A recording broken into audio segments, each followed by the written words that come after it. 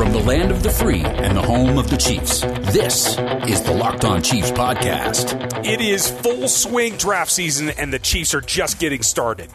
Welcome back to Locked On Chiefs. I'm Ryan from Rogue Analytics, who we will have a plethora of draft information for you. 2 draft guides coming out this year. It's going to be great.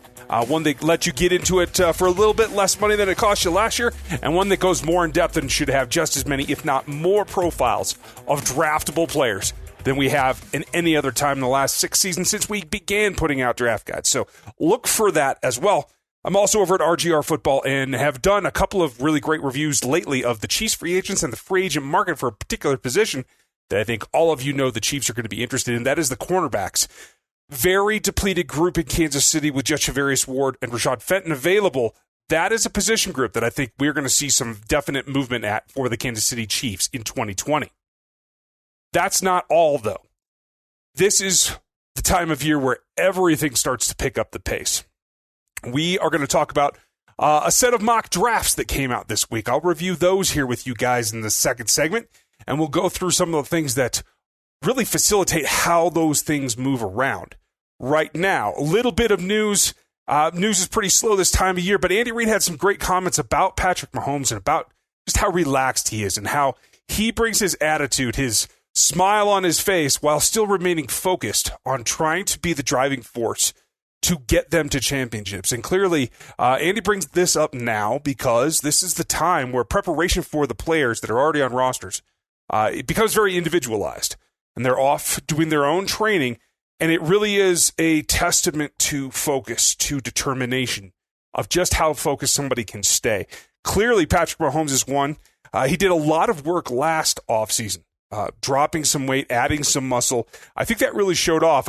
I would go so far as to say that I think it actually helped him in using his legs down the stretch of the 2019 playoff run to help his team actually get ready to make that Super Bowl. I think without the training that he did last offseason, I'm not sure that happens quite as well. And it's something that every player has to adjust for, but you have to have a leader.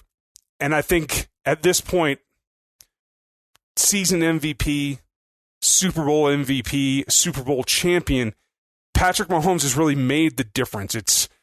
It's 22 guys playing on both sides of the ball, but one player can make this kind of difference. I think Patrick Mahomes has shown that, and that's why Andy Reid's talking about him this week at a time when there's very little communication from the players. Things have died down pretty drastically. But those comments that I think really says what Andy feels about him, and it really is a situation where you can compare them to any combination that we've seen over the years. Rodgers, McCarthy, Brady, Belichick at this point. I think Andy Reid and Pat Mahomes are getting to the point where they could be the coach-quarterback duo that goes down in history with some of those greats. And I think his comments today about having the heart and having a player that approaches everything with a positive attitude, that is willing to put in the work and lead his teammates, if not on a daily basis in the offseason. Guys are spread all over the country right now, training, trying to rehabilitate injuries from the season, so on and so forth. Mahomes will throw with his receivers at some point. I'm sure he'll throw with the tight ends at some point at this offseason, but that's not what's going on right this second. So to know that he's out there and working, it sends a message to the rest of the roster and the rest of the league, actually, that if you're not working as hard as him, you're falling behind. That's significant. I think that's something that Andy Reid can bank on going forward with his quarterback, Mahomes. On and on and on. As long as they can continue to support him, I think they're going to be in great shape. So when we get back from this break, we're going to talk about how they go about continuing to support him with weapons, with linemen, with a defense that can hold up their side of the bargain. Okay, Chiefs fans, this is where it's going to get a little bit interesting because this is going to be something I'm going to do from time to time just to take the temperature around the NFL media about who's hearing what, who's getting leaked a little bit of information, how this is all changing in the run-up to the 2020 draft. And what I'm going to do today is, rather than do my mock draft, we'll have another one of those next week. It'll be on RGR Football YouTube. If you're not over there, jump over to YouTube, type in RGR Football, and hit subscribe, and then you'll make sure you see all of this as well. I'm going to do my next mock draft next week. I'm not going to do one every week all the way up to the draft. I'll do one probably every other week. That will be step-by-step why I did what the Chiefs have to consider with their picks, right? And that's how we'll approach that. It'll be a little bit of a different process. Today, what I'm going to do is do a roundup, a mock draft roundup of other analysts, people who I tend to watch, not necessarily the blogger types or the guys that are most popular. I tend to go with people that have connections within the NFL. Those are the people that I listen to first and foremost. You can make arguments any number of ways if you're just looking at the prospects themselves, but this is actually people that understand and have connections within the NFL, and that's why I listen to them. And this is just a sample. Today we're going to go over, and I'm going to compare and contrast a few of them, from Eric Edholm at Yahoo, at Matt Miller, the NFL draft scout over at Bleacher Report, as well as Dane Brugler, who is my top analyst, the guy that I listen to first amongst any conversation. He is now at The Athletic. You can find all those guys online and all their mock drafts. And the interesting thing is this post-combine week is one that all the analysts started to do multi-round mock drafts because they're starting to put the pieces together. We all, as NFL media analysts, draft media, we're all playing catch up to where the teams are. The teams have their base board set before they even go to the combine. The combine might move guys around a little bit, but their boards are pretty set from their initial film work. There's going to be interviews, medicals, and the combine, as well as the pro day too, in case there's any outstanding performances there or guys that didn't get a chance to run at the combine, weren't able to do specific drills. These are things that can move guys around, but they're not still trying to build their board. Their board's had its initial go at being built. And so now things start to fall in place, and all these guys went through a couple of things. And before we get to the Chiefs picks, I just want to go over, and it's interesting to me that there seems to be consensus all around the NFL media that the first two picks are going to be Joe Burrow and Chase Young. Seems like that's a slam dunk. There are a lot of rumors right now about Washington maybe changing it up. I think that's just an effort to try and get somebody to try to come up and jump over Detroit, who has the third pick, and I feel could be leaning towards the quarterback. It's a hard thing to predict, really, with the status of Matt Stafford out there, but there are some interesting scenarios around that. But that said, with the two in unison, you can see that there's a constant platform here at the top of the draft anyway.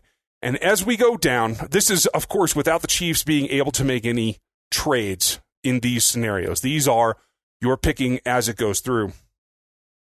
I personally feel that the Chiefs are open for business and they're going to be looking to trade, but that's a different scenario that we'll have to address when my mock draft comes out next week.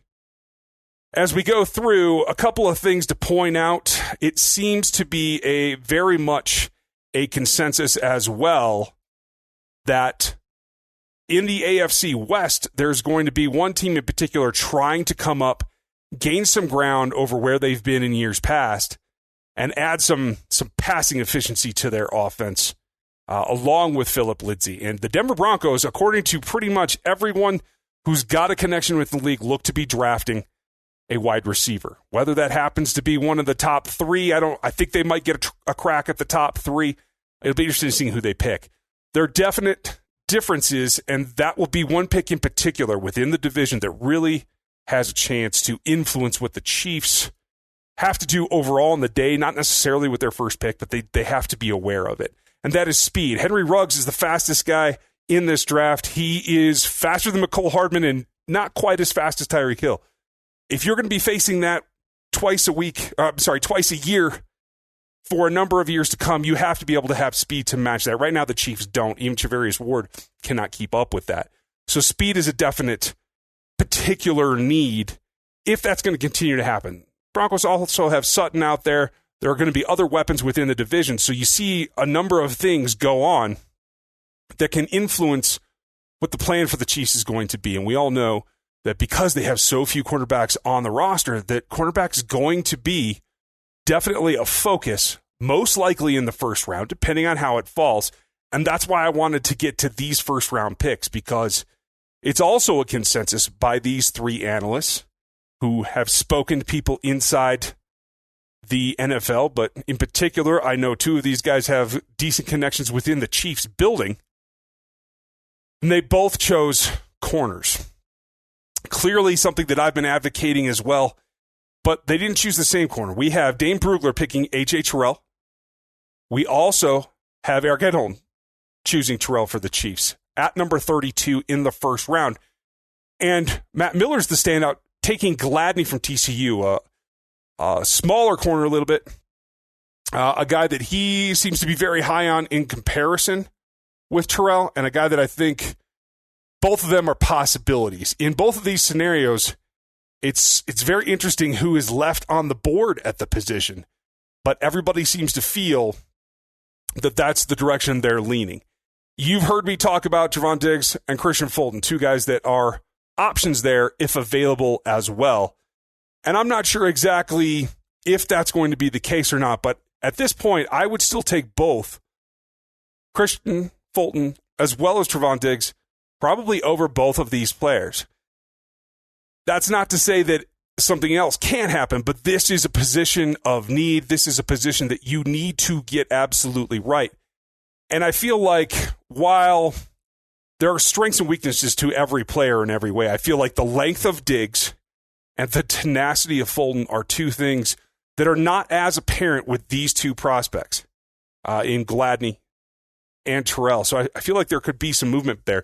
Clearly the same position, but not necessarily the same players. And Steve Spagnuolo wants to be multiple. He wants to continue to mix zone and man concepts. He wants to be able to have somebody, especially with what is a slighter corner in terms of stature and functional play strength, particularly in the jam in Charvarius Ward. I think the bigger bigger corner is probably what he's looking for.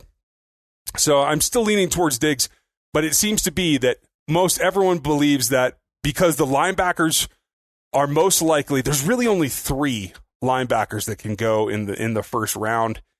It seems most feel that they are going to be off the board at that point. So I think that takes that kind of dilemma and that question mark away. I could see particularly Murray and Simmons being guys that are rated above this group of cornerbacks, so that would create a dilemma if they were there, but doesn't appear to be anyone feeling that that could be the case. So with that, we're going to come back from this, and we're going to get into the next two picks by these three analysts.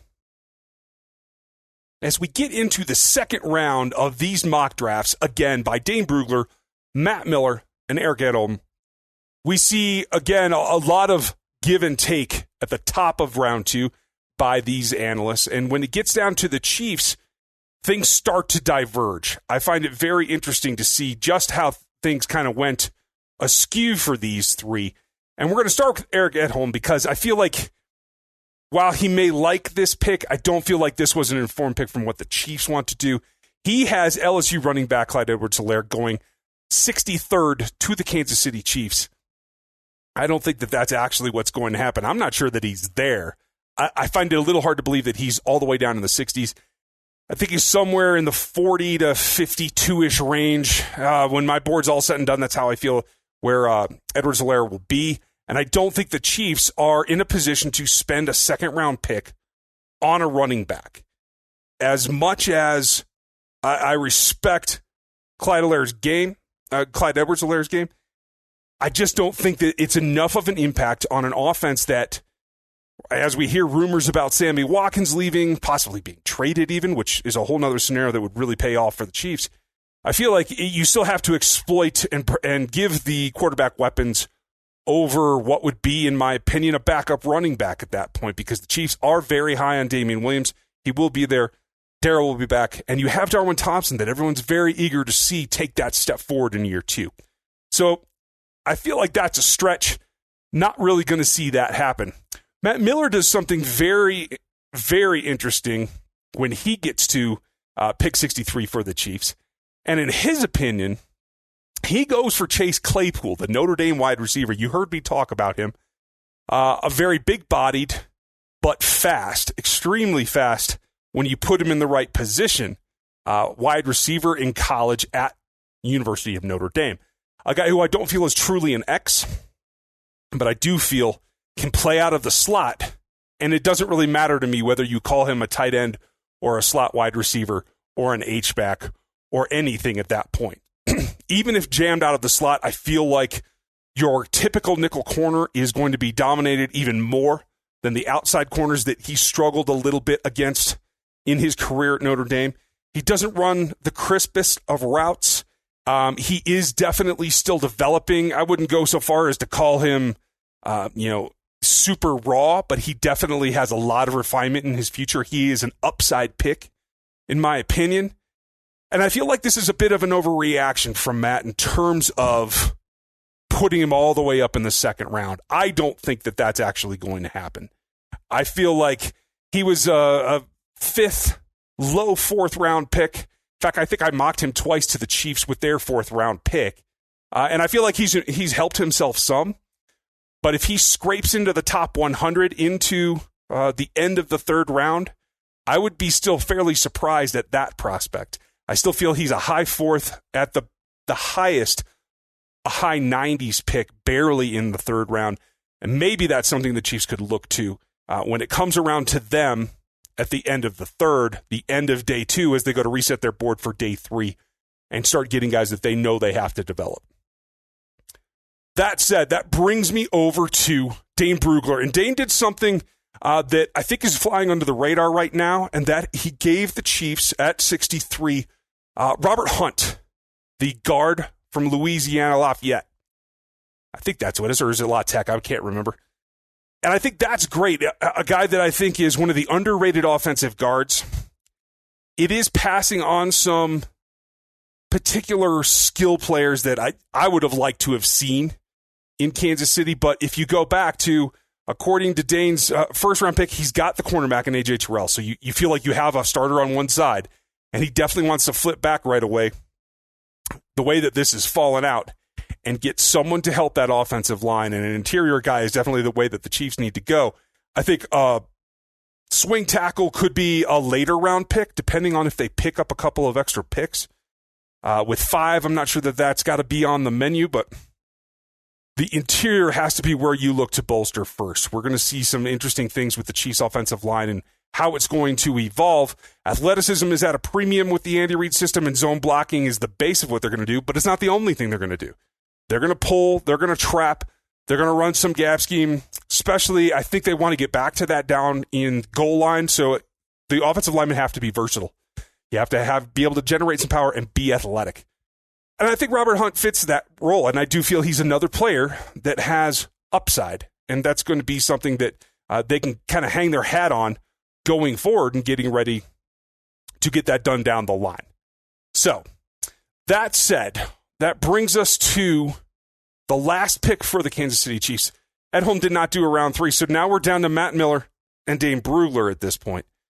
And I, again, am going to go over and start here with Matt. And Matt Miller goes for a guy that also made himself some money, I think, at the Combine, in running back Cam Akers out of Florida State.